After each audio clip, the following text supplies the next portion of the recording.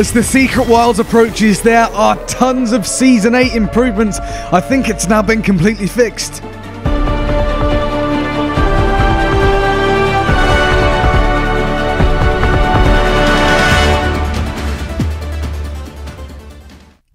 Okay then, we have a ton to get through, jumping straight into it with the Secret Wilds, kicking off tomorrow, January 19th. To quote, we'll be exploring the world beyond our own and uncovering Captain Briggsy's past. Now, you may have noticed that we didn't get a cinematic trailer this time. Well, that's yet. We are getting one tomorrow, according to John McMurtry, head of VO and video production at Rare.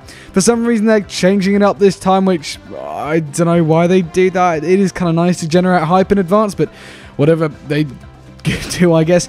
But in the Sea of Thieves news, we do see clips of the cinematic, which it looks quite interesting, and even more so, there's some very nice music in the background, which doesn't sound like it'll be from the trailer. I think it'll be in-game when we just play that real quick. Less than talking in it, but it's rather interesting.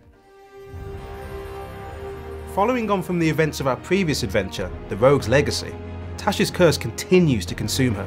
And it's up to you to discover the world beyond our own and uncover the secrets of Captain Briggsy's past in our new adventure, The Secret Wilds. This new adventure will be available from the 19th of January, free for all players. So, yeah, not sure where that's from. It kind of sounds movie-ish. It doesn't sound Sea of Thieves-y at all. So, very interesting. There was an article written by Chris Alcock, the writer for Sea of Thieves, about this upcoming adventure. And to summarise essentially the new stuff that he said, if there's one thing that can travel across the waves faster than a galleon at full billow, it's gossip.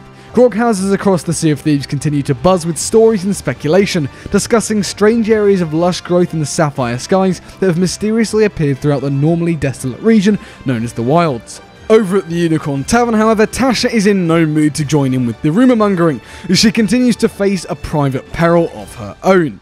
Her last few weeks have been spent waiting impatiently for answers to arrive, however indirectly, from an old friend.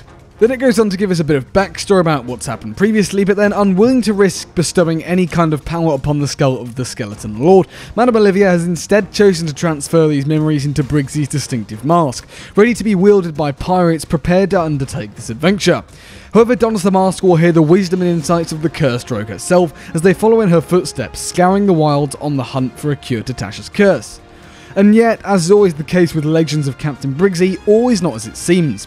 The distinctive jewel in Briggsy's mask, which Madame Olivia once assumed to be little more than ostentatious decoration, has proved to contain knowledge of its own. In fact, the gem is a star map created by the ancients, and has been used to chart constellations that appear strangely different to the night skies today pirates have come to know. The Suds would explain at length if given the opportunity, the ancients sought to preserve their folklore, and so enshrined many of the most important legends in the heavens. Wherever these strange constellations may have originated, Briggsy clearly believed that the mythology behind them was closely tied to the curse that affected her, and now attacks Tasha, and perhaps the means to reverse it. If Tasha is to be saved, it'll be up to pirates to complete Briggsy's odyssey and decipher the meaning behind these strange stars, not to mention any connection the constellations might have to the recent revitalization of the Wilds itself. Now, it's all going to get interesting here because we had the Orb event, which had a vision of the whole Briggsy stuff and a star map and whatnot. It had Briggsy in it even, actually, like in a ghost form, and it had a mask. It was a load to do with that. I'll link the video in the top right now, which I did on that back then. Then we also have this adventure just as an adventure on its own. We have the Dark Brethren who are back involved. It's really hard to judge the scope of what's going on in terms of the arc. Will we go to a decision point where we either bring Briggsy back or not, or we go to a decision point where we choose to revitalize the wilds or not? I don't know, but I feel there are bigger forces at play here, especially after the Orb event, as I say. We'll have to see what happens tomorrow, but I'm certainly very, very excited.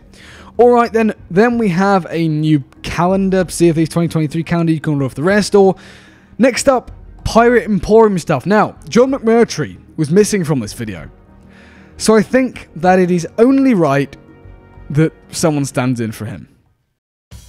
And over in the Pirate Emporium, you can reminisce about your mythical misadventures with the Labyrinth Looter ship set. Adorned with gold accents and a figurehead that's just too hot to handle, you'll be feared amongst pirates as you bulldoze across the waves. On land, however, you can put your horns to use, with the Labyrinth Looter costume and accompanying Charge Up emote. And with the Labyrinth Looter weapons, you'll be ready to take on the monstrous foes of myth and legend at ease. Well, as long as it's from a distance, that is. The totally awesome, awe-inspiring emote bundle will get you stacked, dizzy, and get you doing things that gravity just simply wouldn't allow.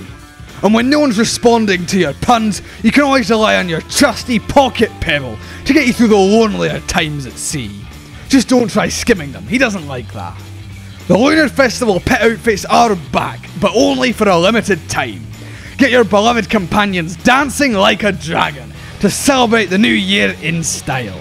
And finally, when you need to get your point across, you can always call out other pirates in a rather intimidating fashion with the Come Here emote.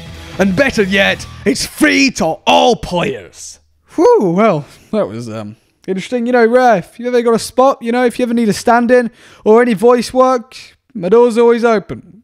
Call me. Okay then, let us move on from the Pirate Emporium, which to be fair, it's an alright ship set, nothing too special there. We have what everyone's probably been waiting for, the new improvements to Season 8. Here I'm going to hand over to George Autumn because he just summarises it like last time in a perfect way. We've seen a couple of areas, specifically with our Season 8 introduced PvP gameplay, that we know we can improve. We will now be allowing same faction battles when matchmaking has taken too long. So this should mean that there is always a battle available to you. Same faction battles will have a dramatic improvement on matchmaking times, and so will cross-stamp migration. Now, without getting too much into the details, cross-stamp migration allows more crews to find each other as part of the migration process. Players will now earn increased compensation when their ship sinks and they lose a battle. We've increased the amount of reputation that you will earn for the Reaper's Bones if you sail as a Servant of the Flame with the Reaper's Emissary flag up. We've also changed it so that crews who sink to the battle bounds will now actually get that compensation for losing the battle. And we've boosted the number of available arenas for these PvP battles from 6 to 50. So players should see loads more variation, and I'll also be closer to outposts when it comes to cashing in any chests that they've earned from their opposition. We've seen crews spawning into battles where they feel outnumbered by the number of opponent ships. For this reason, we now no longer grant you the rewards for allegiance and Hourglass of Fate value if you sink somebody else's invading ship. Only the 2 ships involved in the battle will be able to get those rewards. In addition to this, we have fixed the bug where chests and crates will act as a shield for your ship and absorb cannon hits for you. So that exploit is fixed and you can no longer do that. All of those changes are just phenomenal. Huge props to the whole of Realm, the development teams who worked on this and are working on this, for just improving it, not abandoning the update, not saying they abandon other updates, but this update they're really making sure they get it right. I mean, it's all such good stuff. Faster matchmaking times, brilliant. Bigger matchmaking pools, amazing. 50 battle locations. I'm so fed up of just spawning in the Shores of Plenty or the Devil's Rock. I mean, come on. More allegiance for losing battles, great. More repret for winning battles, great. Allegiance for being run out of bounds, I guess is kind of controversial, but on the whole, yeah, it's good because obviously setting people out of bounds is an actual strat. Fixes to deter teaming in battles, obviously we're not going to complain. Fixed using crates to shield your ship, brilliant. And also on Twitter, Andrew Preston has confirmed cheaper storage crates.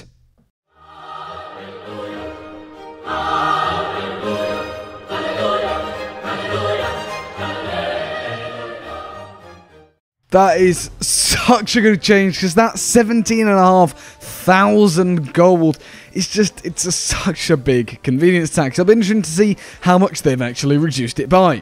But as I say, the other changes are just brilliant. Overall, great feature set landing tomorrow, and I'm very excited to see what the Secret Wilds is going to be about. Anyways, let me know what you think of all this down in the comments below. It's certainly very exciting with Sea of Thieves, and I'm looking forward to what 2023 has in store. Hopefully they'll do some sort of preview event like the last year, but it is very hard to say. Who knows what they're going to be up to these days. However, they have got a new development team on board, an external third party they have just announced, so that's pretty cool. Anyways, that does just about bring us to the end of the video. Thank you so much for watching. If you did enjoy them, please do consider leaving a like. It really helps out the channel an absolute ton, and subscribe to stay up to date with all the latest Sea of Thieves news as and when it comes out. While at it, why not hit the bell as well, so you never miss a single upload. But anyways, apart from all that, thanks for watching, and I'll see you later.